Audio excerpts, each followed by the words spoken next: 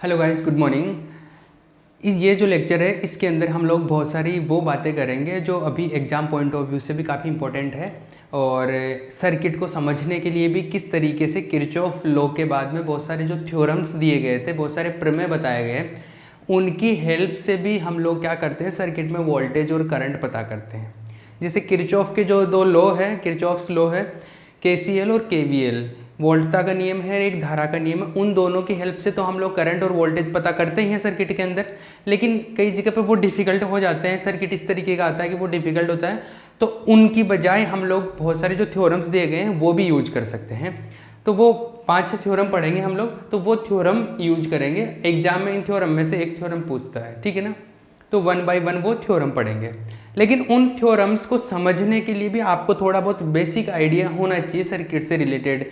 जैसे श्रेणी क्रम क्या होता है, समांतर क्रम क्या होता है, सीरीज, पैरेलल, तो छोटा मोटा करंट और वोल्टेज कैलकुलेट करना आना चाहिए। एक तो मैंने वो बता दिया था आपको, जो KVL KCL जो लगाते हैं वो तरीका बता दिया था। अब उसी में हम लोग थोड़ा बहुत चीज़ें और मैं सिखा रहा हूँ ताकि आप उन थ्योरम्स को अच्छे से सीख पाए, क्योंकि वो एग्जाम में आनी है पक्का। एक थ्योरम उनमें से एग्जाम में आती है तो उनका प्रूफ करना, सारा स्टेटमेंट वगैरह सब कुछ पूछा जाता है, तो मैं उन चीज़ के बारे में बता रहा हूँ। तो सबसे पहले हम लोग में वो जो छोटी छोटी बातें हैं वो बताते हैं, हम लोग उनको डिस्कस करेंगे और विजुअलाइजेशन करेंगे। फिर हर एक चीज़ को जैसे मैं सर्किट से, सॉफ्टवेयर से बताता हूँ उसी तरीके से करेंगे। अभी सॉफ्टवेयर में 2 दिन से इश्यू आ रहा था, इसलिए ये लेक्चर्स में डिले भी हुआ है। तो देखो भैया, हम लोग बहुत सारे सर्किट पढ़ चुके हैं। अभी मैं एग्जाम्पल्स के थ्रू आपको सर्किट के बारे में और क्लैरिटी दूंगा ताकि आप थ्योरम में प्रॉब्लम नहीं आए आपको, ठीक है। तो सबसे पहले हम लोग डिस्कस करते हैं, जैसे मान लो एक सिंपल सा सर्किट ले लेता हूँ मैं, कि एक बैटरी लगी हुई है, एक मान लो कि रेसिस्टेंस लगा हुआ है, एक रेसिस्टेंस ये लगा हुआ है ऐसा, ठीक है। ये मान लो 10 वोल्टेज की या 15 वोल्ट की बैटरी लगी हुई है, 15 वोल्टेज की बैटरी अपने पास में। ये मान लो कि अपने पास में ये कितने का, 5 ओम का ये रेसिस्टेंस है और 10 ओम का रेसिस्टेंस ये है, ठीक है। आई बात समझ में। अब इस सर्किट के अंदर केवल एक लूप है, एक ही लूप है ना, ये एक क्लोज पाथ है, एक ही बंद पथ है, तो एक लूप है इसके अंदर। अब जैसे बैटरी का ये बड़ी प्लेट है, पॉजिटिव है, ये नेगेटिव है, यहाँ से करंट बाहर निकलता है पॉजिटिव प्लेट से, ऐसे करंट जाएगा, ऐसे करंट जाएगा, ऐसे करंट जाएगा। ये पहली चीज तो ये क्लियर है यहाँ पर कि इसमें एक ही लूप है, तो जितना करंट यहाँ पे जा रहा है, करंट डिवाइड नहीं हो रहा, बट नहीं रहा इधर उधर, क्योंकि एक ही पथ है अपने पास, पाथ ही एक है। तो ये जैसे करंट जा रहा है चलता जाएगा, चलता जाएगा, चलता जाएगा। क्लियर है ना, ये बात समझ में आई। इसका मतलब है कि यहाँ पे जितना करंट का वैल्यू होगा, जैसे मान लो यहाँ पे करंट का जो भी वैल्यू है, यहाँ पे भी करंट का वही वैल्यू रहेगा, यहाँ पे भी करंट का वही वैल्यू, यहाँ पे करंट का वही वैल्यू, ये करंट का वही वैल्यू, ठीक है। ये सर्किट हो गया। अब अगर करंट का वैल्यू सेम रहता है किसी दो, मान लो 2 एलिमेंट की बात करो, जैसे एक एलिमेंट है ये R1 है प्रतिरोध है, एक R2 प्रतिरोध है, ये फर्स्ट R1 रेसिस्टेंस, ये R2 रेसिस्टेंस। अगर दोनों में करंट का वैल्यू अगर सेम है, इसका मतलब ये क्या है, सीरीज के अंदर है, श्रेणी क्रम में है।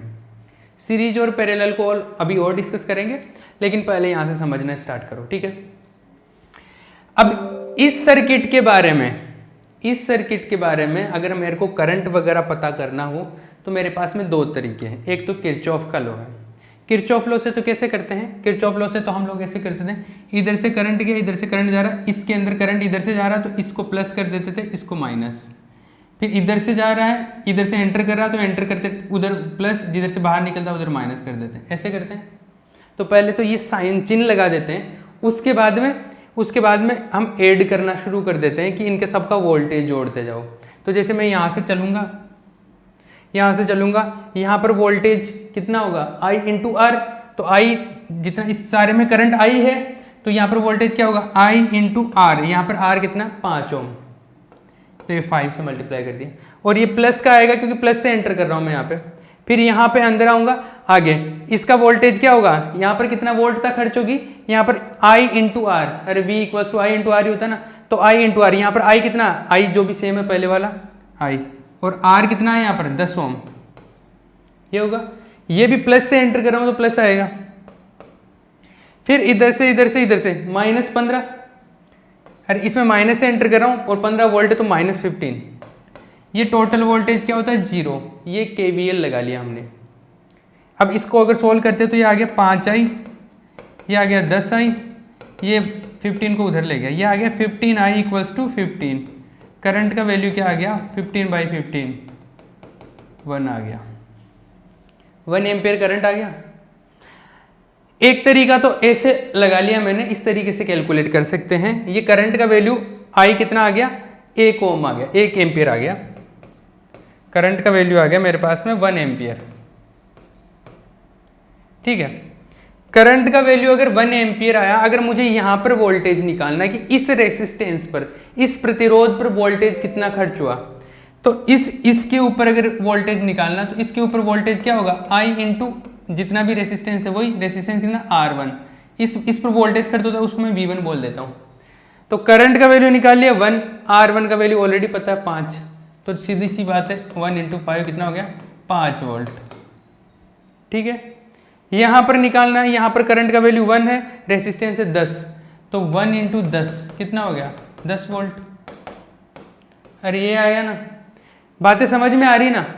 तो इसके लिए भी वोल्टेज पता चल गया, इसके लिए भी वोल्टेज पता चल गया।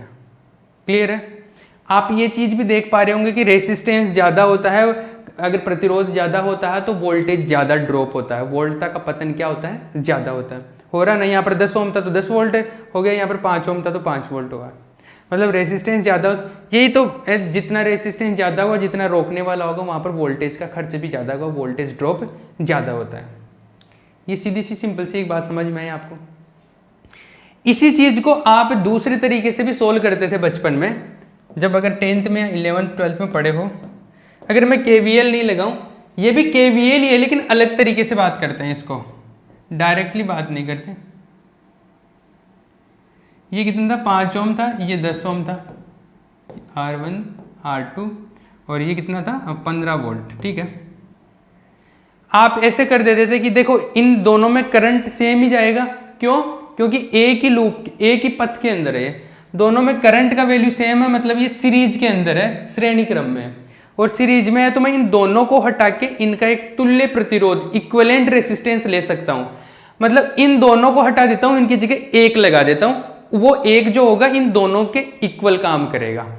मतलब इन दोनों की वजह से सर्किट में जितना इफेक्ट हो रहा ना, उतना इफेक्ट एक लगा देता हूं, एक रेसिस्टेंस, उसकी वजह से भी उतना ही इफेक्ट आएगा। उस रेसिस्टेंस को R इक्विवेलेंट बोल देते हैं, तुल्य प्रतिरोध, रेसिस्टेंस इक्विवेलेंट रेसिस्टेंस। ठीक है ना, तो इन दोनों का ये श्रेणी क्रम में, तो श्रेणी क्रम में R इक्विवेलेंट जो आएगा, R इक्विवेलेंट मतलब तुल्य प्रतिरोध, वो इन दोनों को डायरेक्ट जोड़ देते हैं श्रेणी क्रम में R1 प्लस R2। श्रेणी क्रम और समांतर क्रम, सीरीज और पैरेलल अभी डिटेल में बात करूंगा, पहले इसको देख लो।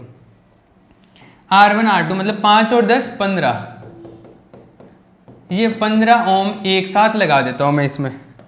अगर तो 15 ओम अगर मैं एक साथ लगा दूं तो ये ऐसे हो जाएगा, ये 15 ओम एक साथ लगा दिया, ये 15 वोल्ट का बैटरी था। ठीक है, इधर से करंट जाएगा, अब लगा लो किरचॉफ, फिर से किरचॉफ लो लगा सकते हो। यहाँ से प्लस था, यहाँ से प्लस से बैटरी से गया, ये इधर से ऐसे करंट, मान लो I करंट है इसके अंदर पूरे में, तो इधर से एंटर कर रहा है तो इधर प्लस लगा दिया, इधर बाहर निकल रहा है, इधर माइनस आ गया। क्लियर? अब देखो, अब वोल्टेज को ऐड कर लो, यहाँ से चलना शुरू करता हूँ, यहाँ पर वोल्टेज, यहाँ पर I इंटू आर कितना 15, और प्लस आएगा क्योंकि प्लस से एंटर कर रहा हूँ, फिर इधर इधर इधर से माइनस से एंटर करूंगा तो माइनस कितना 15 इक्वल्स टू 0, टोटल 0 था, तो 15I equals to 15I equals to 15/15 1 ampere. Same ही चीज है, मैं ये चीज बता रहा हूं कि आप जब सर्किट को सोल्व करते हैं तो अलग अलग तरीके से, ये वैसे बहुत छोटी चीजें हैं, ये इसलिए बता रहा हूं क्योंकि BSc के स्टूडेंट्स को छोटी छोटी चीजें नहीं आती, इसलिए मैं इन पे ज्यादा फोकस कर रहा हूं। ठीक है,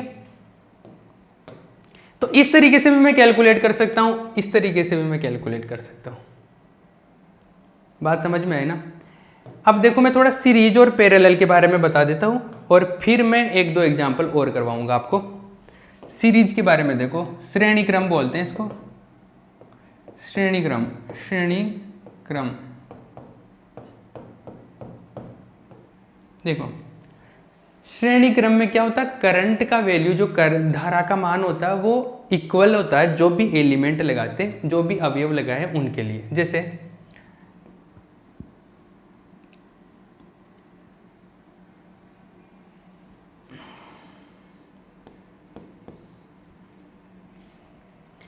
एक ही पथ है, यहां से कोई करंट निकलेगा तो वो एक पथ के अंदर तो जैसे बट नहीं रहा ना, करंट कहीं पे डिवाइड ही नहीं हो रहा। अगर करंट डिवाइड ही नहीं हो रहा, करंट का पार्टीशन ही नहीं हो रहा, इसका मतलब करंट क्या हर जगह पे सेम ही है। तो जितना करंट यहां पर होगा वो करंट का वैल्यू हर जगह पे क्या होगा, इक्वल होगा। इसका मतलब है कि ये वाला रेसिस्टेंस R1, R2 और R3 ये तीनों रेसिस्टेंस कैसे हैं, श्रेणी क्रम के अंदर है, सीरीज में है। और जब सीरीज में होता है, श्रेणी क्रम के अंदर होता है, तो उनका जो तुल्य प्रतिरोध होता है, जो R इक्विवेलेंट होता है, इक्विवेलेंट रेसिस्टेंस। और तुल्य और इक्विवेलेंट का क्या मतलब है, मतलब ये है कि जैसे इन तीनों की जगह में कोई एक रेसिस्टेंस लगा दूं। जैसे मेरे पास में 3 प्रतिरोध तार लगे हुए, 3 रेसिस्टेंस के वायर्स लगे हुए, 1 2 3, इसका है R1, R2, R3। मैं इन तीनों की जगह एक वायर लगाना चाहता हूं, तो उस वायर का कितना वैल्यू लूं, उसका कितना ओम रेसिस्टेंस होना चाहिए कि इन तीनों के बराबर काम करे। तो वो जो R होगा वो R इनका क्या हो जाएगा, तुल्य प्रतिरोध हो जाएगा, इनका इक्विवेलेंट रेसिस्टेंस हो जाएगा। तो अगर कोई चीज श्रेणी क्रम में रहते, कोई अवयव अगर मान लो 3 प्रतिरोध है, 3 रेसिस्टेंस है, वो श्रेणी क्रम में सीरीज में है, तो उन तीनों को जोड़कर एक साथ लिख दिया जाता है। मतलब श्रेणी क्रम में क्या होता है, श्रेणी क्रम में धारा का मान समान होता है। धारा का मान क्या होता है, धारा समान होती है। करंट क्या होता है, सेम होता है। करंट क्या होता है, सेम होता है। वोल्टेज का पता नहीं, वोल्टेज तो अलग अलग हो सकता है, रेसिस्टेंस पर डिपेंड करेगा वोल्टेज तो, लेकिन करंट क्या होता है, सेम होता है। क्लियर है। तो इन सब के लिए करंट सेम होता है। और इक्वल R इक्वलेंट अगर कैलकुलेट करना हो, R इक्वलेंट तुल्य प्रतिरोध, तो वो क्या होता है, R1 plus R2 plus R3, ऐसे जितने भी लगे हुए हैं ना, उन जो भी श्रेणी क्रम में, जो भी सीरीज में, उन सबको ऐड कर लो। जैसे यहाँ पर तो 3 नहीं लगे हुए, तो ये श्रेणी क्रम में होता है, धारा का मान समान होता है, करंट सेम होता है, और R इक्विवेलेंट ऐसे निकाल के बता देते हैं। तो मैं अगर चाहूं तो इन तीनों को हटा के एक ऐसा सर्किट बना सकता हूं, ये लो, और ये R इक्विवेलेंट के बराबर रख दूं इसको, तो ये सर्किट और ये सर्किट एक जैसे ही काम करेंगे, कोई डिफरेंस क्रिएट नहीं होगा। क्लियर है। ये क्या है, श्रेणी क्रम, सीरीज है, ये सीरीज में कनेक्ट कर रखा हमने इसको। क्लियर है। दूसरा समांतर क्रम के बारे में बात करते हैं। समांतर क्रम, समांतर क्रम, पैरेलल। वैसे तो इनमें पढ़ने के लिए अगर आप मैं जेई के हिसाब से या मैं आपको IIT जेम के हिसाब से बताऊं तो इनके अंदर कोई बहुत सारे न्यूमेरिकल करते हैं, 50 न्यूमेरिकल करते हैं, लेकिन यहाँ पर आपके जितना यूज होगा उतना ही बता रहा हूँ मैं, एक्स्ट्रा इन्फॉर्मेशन। मतलब ये भी मैं जो बता रहा हूँ ये भी एग्जाम में श्रेणी क्रम समांतर क्रम कभी पूछेगा नहीं, कभी नहीं पूछेगा। सीरीज पैरेलल कभी एग्जाम में नहीं पूछेगा, एग्जाम में पर जो पूछेगा उसके लिए ये आना जरूरी है। ठीक है ना। तो समांतर क्रम क्या होता है, समांतर क्रम में क्या होता है, वोल्टेज इक्वल होता है। उसमें क्या था, करंट इक्वल था, इसमें वोल्टेज समान होता है, वोल्टेज सेम होता है। वोल्टेज क्या होता है, सेम होता है, वोल्ट का समान होता है।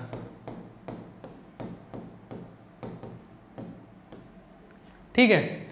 करंट अलग अलग हो सकता है, इक्वल भी हो सकता है, पर अलग अलग ही मान के चलो आप। अगर प्रतिरोध समान होता है, अगर इक्वल रेसिस्टेंस लगा हुआ तो इक्वल भी आ जाता है, पर वोल्टेज तो सेम होता है। ये ऐसे हैं, जैसे मान लो एक रेसिस्टेंस ऐसा है, एक रेसिस्टेंस ऐसा है, यहां पर कोई मैंने बैटरी लगा दी है, लो। अब ये जो है, ये वाला अगर मैं बात करूं, ये मान लो 10 वोल्ट की बैटरी है, कितने के भी है, तो यहां पर मान लो 10 वोल्ट है, यहां पर क्या है 0, तो 0 0 0, यहां पर कितना आ गया 0 वोल्ट आ गया। और इधर कितना है 10 वोल्ट है। इसका मतलब ऐसा है, अगर करंट आएगा तो जैसे मान लो करंट इधर से चालू होगा तो 2 भागों में बढ़ जाएगा करंट। तो इसका मतलब है कि एक मान लो ये R1 है और ये R2 है, तो करंट तो दोनों पर, जैसे यहाँ पर I करंट आ रहा था तो एक में ये I1 चला जाएगा, ये एक I2 चला जाएगा। तो करंट के वैल्यू तो क्या अलग अलग भी हो सकते हैं, वो डिपेंड करेगा कि R1 और R2 के वैल्यू क्या है। अगर दोनों के प्रतिरोध बराबर है तो करंट भी बराबर बराबर डिवाइड हो जाएगा, अदरवाइज करंट डिपेंड करता है। ठीक है, अरे सही है ना। तो ये बात है कि I1 ये I2 दो करंट है, लेकिन वोल्टेज इस पर, इस रेसिस्टेंस पर वोल्टेज और इस रेसिस्टेंस पर वोल्टेज जो होगा वो इक्वल आता है। अब देखो इसमें इसी एग्जांपल से बता देता हूँ। जैसे इधर 10 है, इस पर 0, इसका मतलब यहाँ 10 है तो यहाँ पे भी 10 है, यहाँ पे भी 10 है, यहाँ पे भी 10 10 10 10। इसका मतलब यहाँ पे 10 है, यहाँ पे 0 तो 0 0 0, यहाँ पे भी 0 है, यहाँ पे भी 0 0 0 0 0, यहाँ पे 10 है तो यहाँ पे भी 10 10 10 10 10 10। क्यों? क्योंकि बीच में तो कुछ लगा हुआ नहीं है ना। तो इसका मतलब है कि इस रेसिस्टेंस के ऊपर भी 10 10 और 0, यहाँ पे 10 है, यहाँ पे 0, इसका मतलब 10 वोल्टेज ड्रॉप होगा, यहाँ पे भी 10 वोल्ट वोल्टेज ड्रॉप होगा। तो यहाँ पर भी 10 वोल्ट का पतन होगा, यहाँ पे भी 10 वोल्ट का पतन होगा।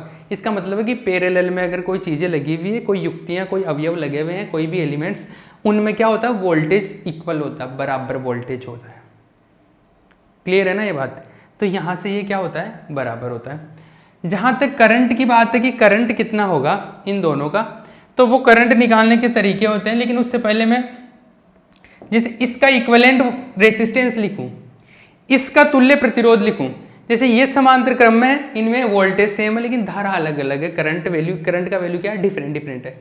इनका इक्विवेलेंट वोल्टेज रेसिस्टेंस निकालना होगा, इनका तुल्य प्रतिरोध अगर निकालना हो तो तुल्य प्रतिरोध इनका ऐसा आएगा, R इक्विवेलेंट R1, सॉरी, इनका जो इक्विवेलेंट रेसिस्टेंस आएगा वो ऐसे आएगा 1/R equivalent equals to 1/R1 plus 1/R2। अगर और भी होते हैं तो ये इस तरीके से चलता जाता है, ये ऐसे आता है R इक्विवेलेंट के लिए फॉर्मूला। अगर 2 के लिए ही होता है तो ये ऐसे आ जाता है, 2 के लिए होता है तो ये R1 और R2 प्लस R1, और R इक्विवेलेंट जो होता है वो R1/R1 प्लस R2। ये चीज़ आती है, अगर आपको बचपन में भी पढ़ा हो तो, कि पैरेलल में इस तरीके से निकालते हैं, समांतर क्रम में तुल्य प्रतिरोध, और श्रेणी में R1 plus R2 direct add हो जाता है। इसमें डायरेक्ट ऐड नहीं होता, ऐसे होता है। आप IIT JEE या 12th की बात करते हो तो वहाँ पर तो इस पर लाखों क्वेश्चन बनते हैं, लेकिन हम वो की बात नहीं कर रहे, अभी हम पैटर्न सीख रहे हैं क्या होने वाला है। ठीक है, ये R इक्विवेलेंट हो गया। तो अगर मैं चाहूँ तो इस सर्किट को ऐसे भी लिख सकता हूँ डायरेक्ट। कैसे? जैसे इस सर्किट को, मतलब ये बैटरी लगा रखी थी मैंने और ये लिख दिया मैंने क्या, R इक्विवेलेंट। उन दोनों को हटा के डायरेक्ट एक ही लिख दिया हूँ। अरे इन दोनों का तो तुल्य प्रतिरोध ये आ गया ना, मतलब इन दोनों को हटा के ये R इक्विवेलेंट लिख दो तो उतना ही वर्क करेगा, वैसे ही काम करेगा जैसे पहले कर रहा था। तो इसकी जगह R इक्विवेलेंट लिख दिया मैंने, ये हो गया। तो मान लो जैसे यहाँ से करंट I आ रहा था तो इसकी जगह R इक्विवेलेंट लिख दिया, तो यहाँ से करंट I जा रहा था, मैंने यहाँ पर लगा दिया। जैसे यहाँ पर ये R इक्विवेलेंट लगा दिया, इधर से करंट I आ रहा था यहाँ, ये मान लो A पॉइंट मान लो, ये B पॉइंट मान लो, तो A और B के बीच में इन दोनों को हटा के R इक्विवेलेंट लगा दिया मैंने। अब यहाँ से करंट I आ रहा था तो ये करंट तो I आता रहेगा, I करंट जाएगा, टोटल तो I करंट ही है ना मेरे पास, टोटल करंट कितना है, I है। ये R इक्विवेलेंट है, ये V वोल्टेज है। अगर मुझे ये I करंट निकालना हो तो I करंट कैसे निकलेगा, वही अपने पास में जो KVL है, इसमें पॉजिटिव इसमें नेगेटिव, इधर से करंट गया, यहाँ पे पॉजिटिव यहाँ पे नेगेटिव, इधर से गया तो ये करंट I R इक्विवेलेंट। यहाँ पर वोल्टेज ड्रॉप देखो, इधर से मैं चलना शुरू करता हूँ यहाँ से, तो यहाँ पे प्लस से एंटर किया तो plus I into R equivalent, फिर इधर से माइनस आएगा, कितना, V वोल्टेज, तो V इक्वल्स टू 0, तो I R equivalent equals to V, तो I जो आएगा वो क्या आएगा, V/R इक्विवेलेंट। ये करंट का वैल्यू आ जाएगा अपने पास में, धारा का मान ये है। बात समझ में आ रही है क्या? ये क्या अपने पास करंट का वैल्यू आ गया, धारा का मान आ गया। क्लियर है? आगे बात करते हैं हम लोग। तो ये करंट का वैल्यू तो ये आया है जो यहां से आया है, ये अगर मुझे ये I1 और I2 दोनों निकालने हो तो मतलब ये वोल्टेज और ये वोल्टेज अगर निकालना हो तो कितना आएगा, ये भी तो पता होना चाहिए ना मुझे। I1 इधर कितना गया, इधर कितना गया। इसका तरीका बताता हूँ। देखो यहाँ पर अगर 10 वोल्ट है तो बैटरी का 10 वोल्ट लगाया, इसका मतलब यहाँ पर भी कितना 10 वोल्ट है। मतलब यहाँ पर अगर V वोल्ट लगाऊं तो यहाँ पर भी कितना आएगा, V वोल्टेज आएगा। मतलब यहाँ पर भी वोल्टेज V आएगा और यहाँ पर भी वोल्टेज क्या आएगा, V।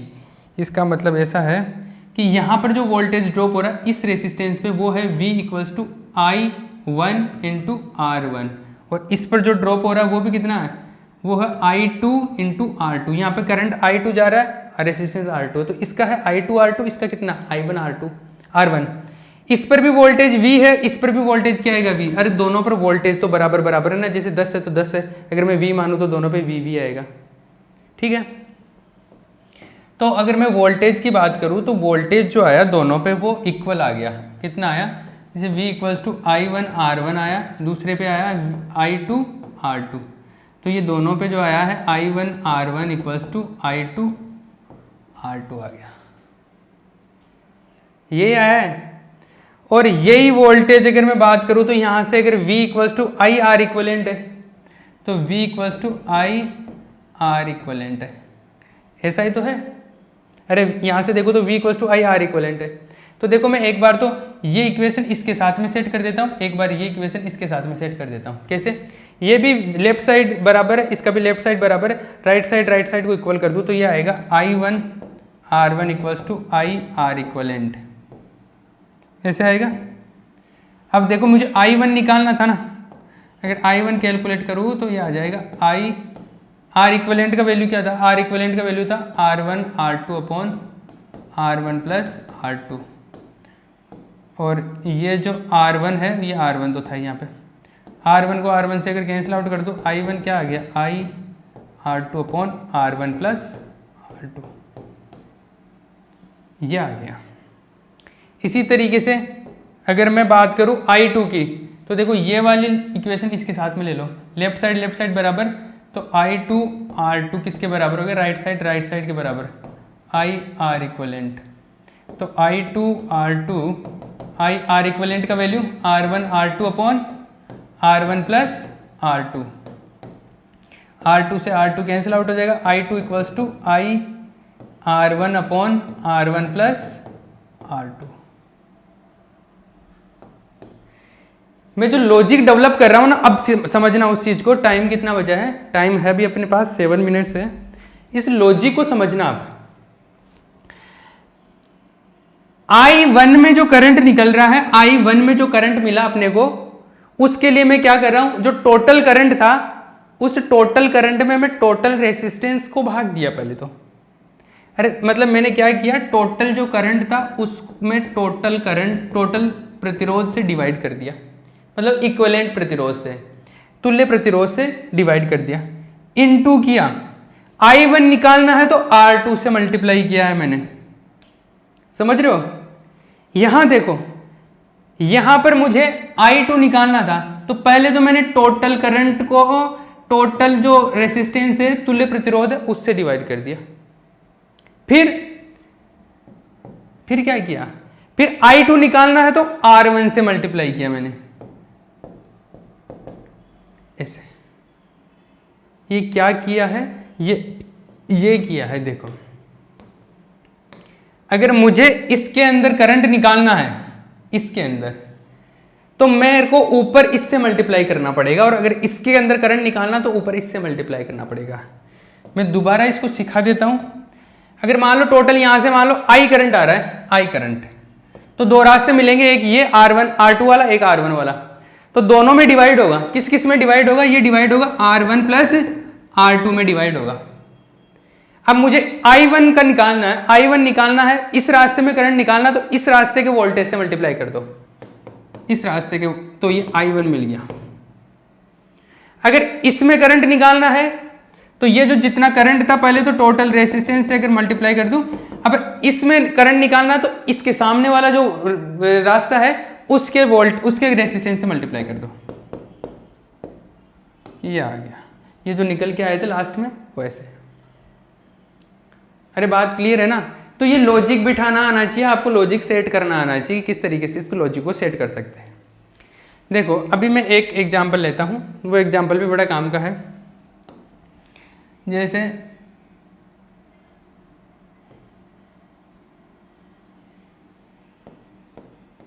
ये आगे जो आप थ्योरम्स पढ़ेंगे ना उनमें एग्जांपल ये काफ़ी काम में आएगा। जैसे ये मान लो R1 है, ये R2 है, ये R2 है, ये R3 है, ठीक है। अगर इस सर्किट में मुझे अगर करंट वगैरह कुछ कैलकुलेट करना, मान लो यहाँ से करंट जा रहा है I, इधर जा रहा है I डैश और इधर जा रहा है मान लो I डबल डैश, तो मैं ये कैसे कैलकुलेट करूँ I dash I double dash? एक तरीका तो क्या है, किरचॉफ लॉ लगाओ, इसमें किरचॉफ लॉ लगा लो और इसके अंदर किरचॉफ लॉ लगा लो, दो लूप है, दो इक्वेशन मिल जाएंगे, दो अननोन मिल जाएंगे, वहाँ से I dash I double dash ये सब मिल जाएंगे, ठीक है। एक तरीका तो ये है। दूसरा मैं क्या करूं, पहले देखो ये वाला और ये वाला ये समांतर श्रेणी में है, पैरेलल में। कैसे कि देखो इनका ये सिरा एक जगह पर है और दोनों इसके इधर आके ये वाला सिरा और ये वाला सिरा वापस से मिल रहे हैं। मतलब मैं इन तारों को ऐसे कर दूं तो ये क्या R1 R2 ऐसे तो कनेक्टेड है, ऐसे ही तो है, ये समांतर क्रम ही तो है, अरे पैरेलल ही है ना, ऐसे तो बनाया था पैरेलल में हमने। अब इसको तार को सीधा कर दूं तो ये आगे जाके ऐसा हो जाएगा, ऐसे भी लिख सकते हो आप इसको, एक ही बात है ये सारी, ऐसा ही तो है।